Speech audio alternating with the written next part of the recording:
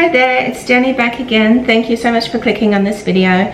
In today's video I'm going to be upcycling, and it will be the first upcycle for this year, so it'll be exciting, but it's also extra exciting actually because I'll be doing a collaboration with Rachel from Tea and Forget Me Nots today.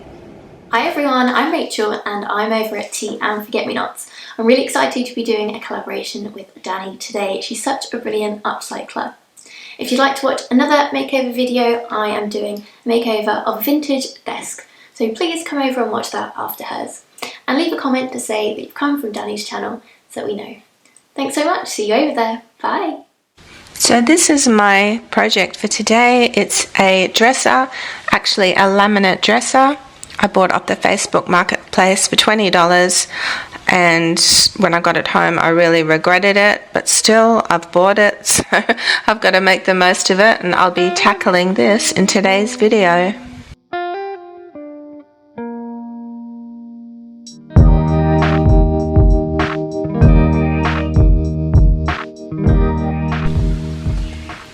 So this piece was bought from the Facebook marketplace. I paid $20 for this piece. When I inquired about it, she actually said that it was veneer, and I thought, oh, okay. When I got there, I knew it wasn't veneer, it was laminate. It was very slick sort of laminate, and it was really horrible stuff actually, because whenever you touched it, and you can see there the fingerprint marks all over it, so and even when you went to clean it off, the fingerprint marks still sort of just stayed there. I'm actually labeling the drawers, because another thing is when we brought them home we removed the drawers and I couldn't figure out which drawers went in where. In the end I did figure it out.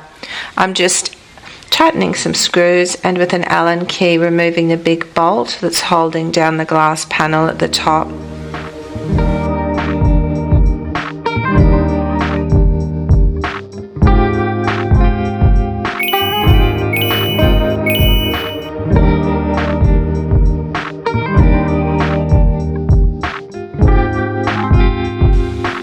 I couldn't see any screws for where I could take the feet of this off, but when I tipped it over there was a plug at the base of the foot and the screws were just in there, and the little feet came off pretty easily.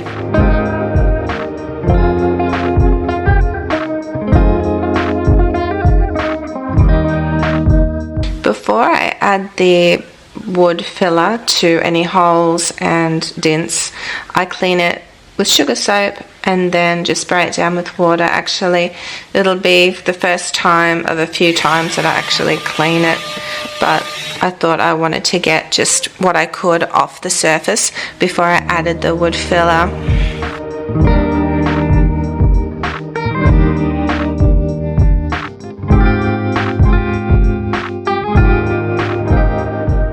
I'm just using a normal wood filler to fill up the front of these. I was going to use an epoxy kneaded putty, but I thought that would be too expensive, so I did have to wait a few days for this to dry. I did only fill half of the front piece, and then when that was dry I added more to fill it up. So this is the second time I filled it. It still was a little bit bumpy though, and so I added some more filler just so it would smooth it out completely.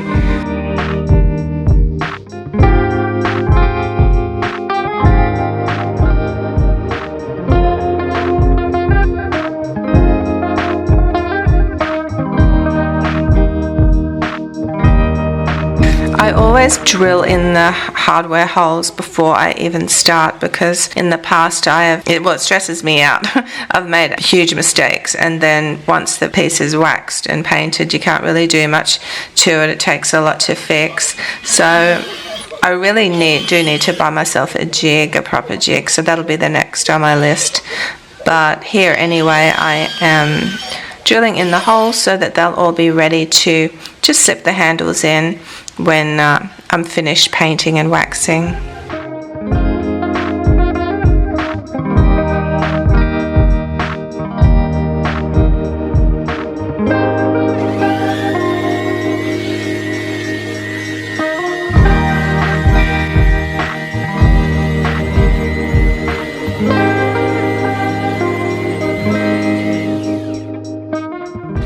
Now to filling in the holes where the bolts were put through to hold in that big piece of glass. And I decided the best way to do this would be to use some dowel and to cut it to size and to place it in. I was just going to fill it with wood filler, but I thought if there's any movement it could crack, and if it cracked after it was painted and I'd sold it, well, that wouldn't be a very good look. So I thought this would be the best way to do it. And what I did was I cut it to size, I put it into the holes with wood glue, and then after that, after it had dried, I sanded it down and then put wood filler over that and sanded it down too for a nice smooth finish.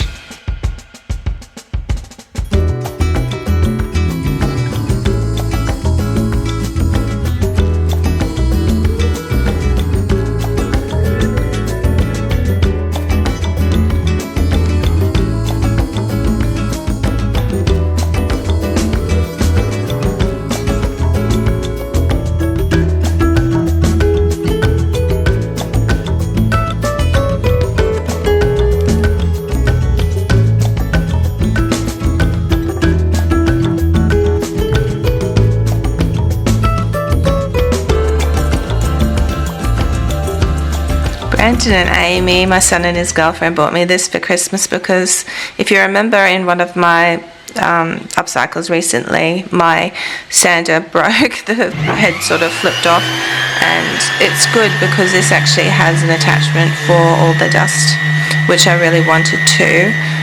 It's not very healthy. Even though I wore a mask, there was so much dust around. I'm just sanding over these dowel pieces. It has actually dried. I didn't do this straight away, and I'm also going to sand over the top of this piece because I will be painting it and I want to rough up the surface.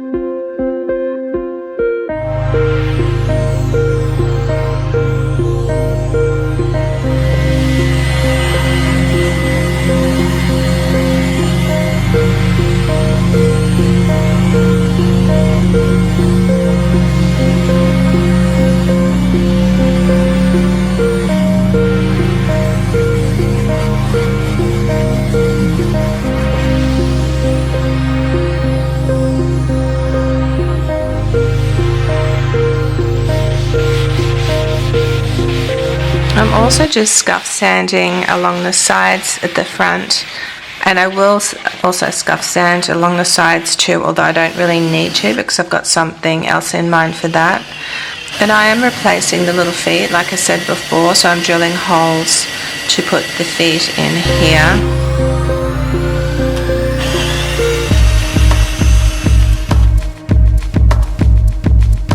Brandon and Amy too, when they came at Christmas, actually gave me this little piece. Amy said I could do it up maybe, but it actually had a lot of water damage. This is the colour I want to paint the piece, but I never had enough. So I did add another blue to it, and it just completely changed the colour, almost to the colour that I added to it. And I thought I would go ahead and paint the feet anyway, but I really didn't like the colour, so I changed my mind. I ended up going with a pink. So I had some pink, two different types of pink. I like the darker pink, but again, I didn't think there'd be enough, so I actually mixed the two together, and I didn't mind the colour really. It's a nice pink, although I did add a bit of black to make it more of a dirty pink, and then I added some calcium carbonate to make some chalk paint. So I used 2 tablespoons of that, just dissolved in some water, and added it to the paint. Really just one tablespoon per 250 ml of paint.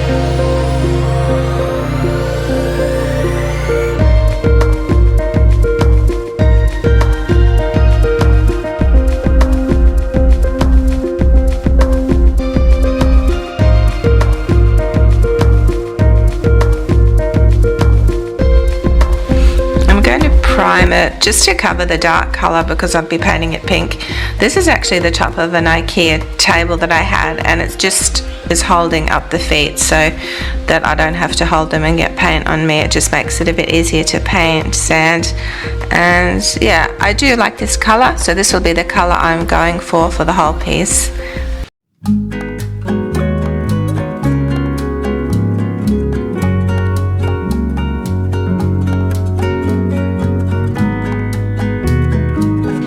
You might wonder why I'm actually doing the feet now. Wouldn't I do them at the end? I did want to attach the feet early on because it's such a heavy piece and I didn't have a dolly or anything, so I want it to be able to stand up and to be off the ground. I just used a nut and a washer, and with the pliers I'm just holding the pliers, and from the other side I'm screwing the leg in, and it actually screwed in nice and tightly. I covered the little legs in sandwich bags just so I don't get any paint on them.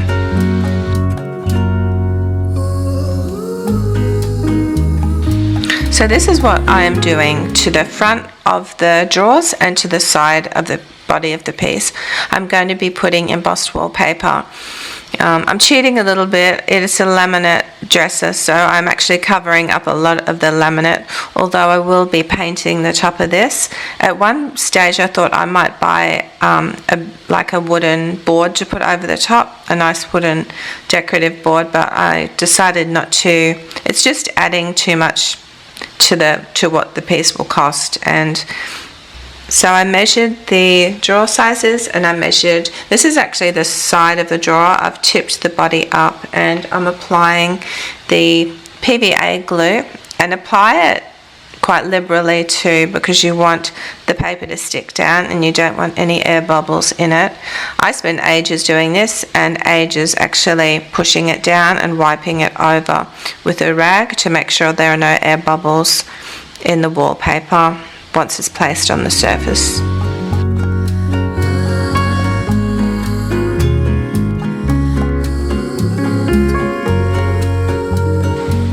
This textured wallpaper I bought from Wallpaper Direct. It was in a 10-meter roll. It's actually on special at the moment. If you want it, I think it's $37 for a 10-meter roll, which is so good. So if you want, it's from Wallpaper Direct. I'll put a link down below. And I have this, and I have another design too, but I do want to try some other designs as well, because they have some really, really pretty designs, and it's a really nice way of jazzing up your piece. I think it actually looks like your piece has been carved, like the wood's been carved on it, and it's just really pretty. So I will be buying more of this. I think I've almost run out. I've used it a lot. When wiping the glue down, make sure you also go right to the edges, because you want the piece sticking down right at the edges, and it doesn't matter too much if the paper goes over the edges. The reason you want it sticking down right to the edges, because I will be sanding this back and it has to be stuck down properly. If it's not, it could rip the paper. I always let mine dry overnight to make sure that it's completely dry. Then I'll just grab a sanding block and I'll sand the excess off. If there's normally a little bit of overhang, and I think that's good because then it's easy to sand off. Some people will wrap it right around the sides, but I don't do that. I just put it on the front of the actual piece and leave the sides plain.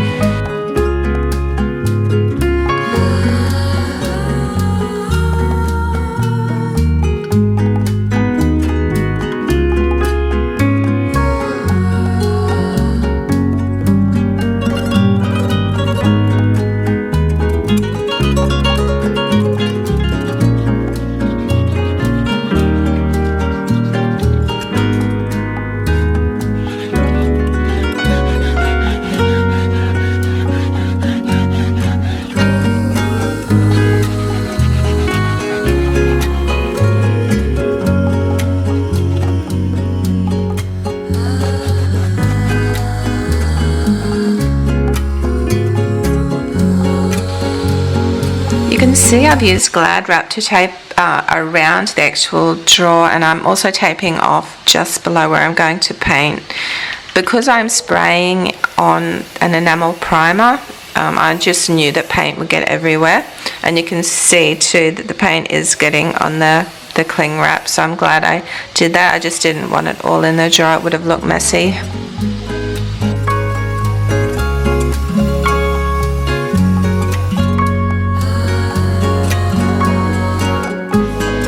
So I find the enamel primer rather than a water-based primer. I did have some of this left over from another project, and I thought this would be much better because of the surface that I'm putting it on.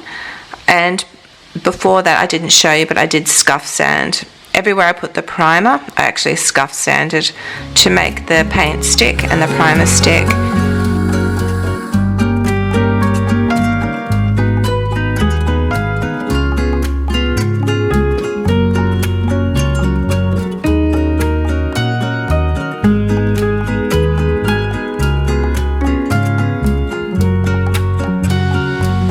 I really love this painting, this embossed wallpaper. It's fascinating. When I get to the painting stage, I just love it. It sort of all leads to this painting stage. And you know, it can take such a long time just to get to this stage. This piece did. This piece took ages because there was so much I had to do on it to prepare, even just to get to this point. I noticed that it was sticking up a little bit here, and this never happens. And that's the importance of making sure you put glue everywhere and right to the ends, because if you don't, that can happen.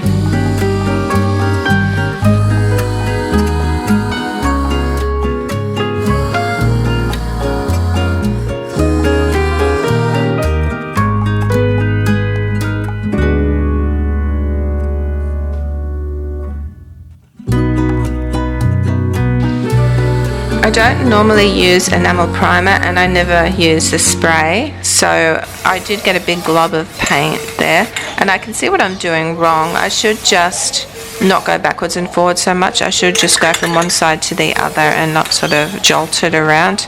Our hearts beat to the city streets. We began to feel the fire. We rise like tall buildings as the chemicals, they take us higher. The night's young and it's just begun as she puts her hand in mine. We wanna chase the night, wanna dance to the light, pull stars from the sky, just two hearts running wild. Never sleep, never stop, as we shout from the top. We're gonna be two hearts running wild.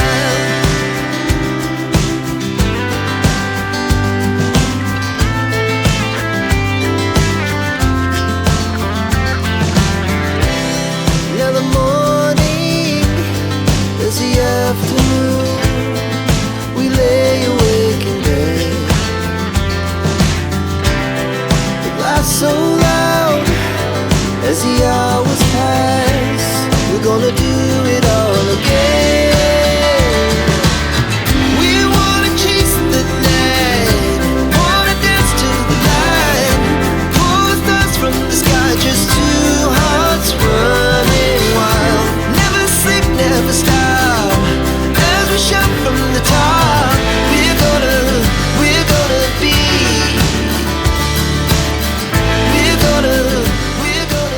I'm going to apply wallpaper on the sides of each of the drawers and also in each of the drawers, and I'm using this wallpaper. It was a wallpaper I got from Kmart, and I was really lucky to get it because it was $10 for the roll, for a 10-meter roll. It was on special one night we went there at night time. There wasn't really anyone around. I don't know whether they just reduced them, but for the side though, I have to cut it out. It's weird because the runner, the metal runner, actually takes up the space, so I just made a pattern and I cut it out. And if you've watched any of my Kmart wallpaper videos, you'll know that my Kmart wallpaper tends to fall off the wall, so I'm thinking it might lift from here too. So just at the top I am going to put a little strip of PVA glue to hold it in place and just to be sure that it won't sort of peel back.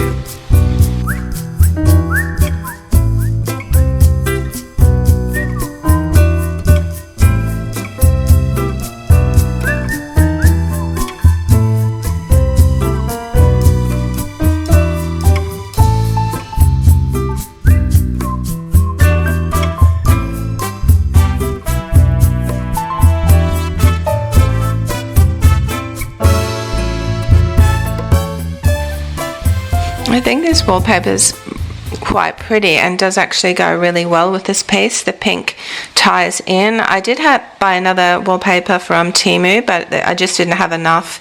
It only came as 2 meters and this took up quite a lot of wallpaper. Now I'm going to wax. I'm at the waxing stage, which is always good, and I always use Glitz beeswax. It's yellow, but it doesn't look yellow once it's put on. They say to put it on with a damp rag in a circular motion. I normally let mine dry for probably half an hour and go back then, and I will shine it up.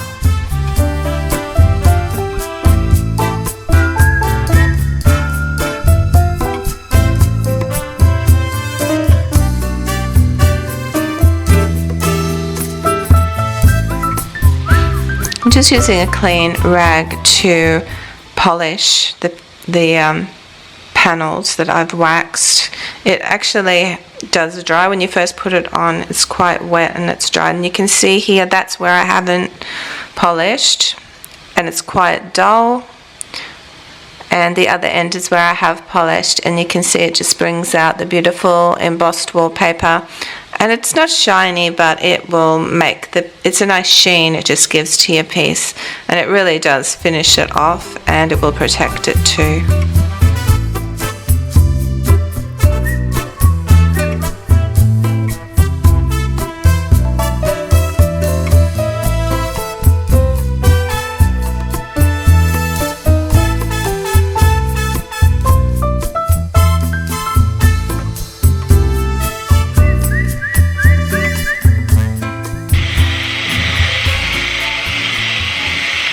When I took the little feet off originally, there was one in the middle. I did, in the end I wasn't going to, but I did add another leg to the piece because I was just a bit worried. It is just so heavy. I thought it might bow in the middle, and then I took off the plastic.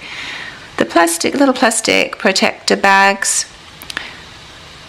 I'm getting the knack actually now of putting these drawers in, but they're really fiddly and difficult, and even when you slide them in and you think they're on, they sort of get stuck and they won't move any further. But it's just a matter of adjusting the little bits at the side, and you'll sort of see me pull them up, so you can push it into a point that it won't go any further. Just keep pulling the little slides up and eventually it will go in completely.